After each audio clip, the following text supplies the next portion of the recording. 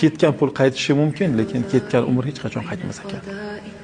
Ikkinchisi, inson har kuni Alloh taolo bergan rizqini yeydi, lekin bu yegan rizqi harom bo'lsa, azob bo'ladi. Agar halol bo'lsa, hisob-kitob bo'ladi. Qiyomatda bunga qanday hisob-kitob qilinishligini parvo qilmas ekan. Yeb yotaverar ekan bu dunyoda. Haloldan yeyish kerak ekan faqat. Uchinchisi, inson har kuni bu dunyodan bir kunlik uzoqlashar ekan, oxiratga bir kunlik yaqinlashar ekan. Va ketgan dunyoga hasrat qilar ekan, lekin yaqinlashayotganiga parvo qilmas ekan. Vaholanki yaqinlashib bir kuni bitib o'lgandan keyin rohatda bo'ladimi, azobda bo'ladimi, buni ham parvo qilmas ekan. Payg'ambar sollallohu alayhi vasallam shunga duo qilganlardi.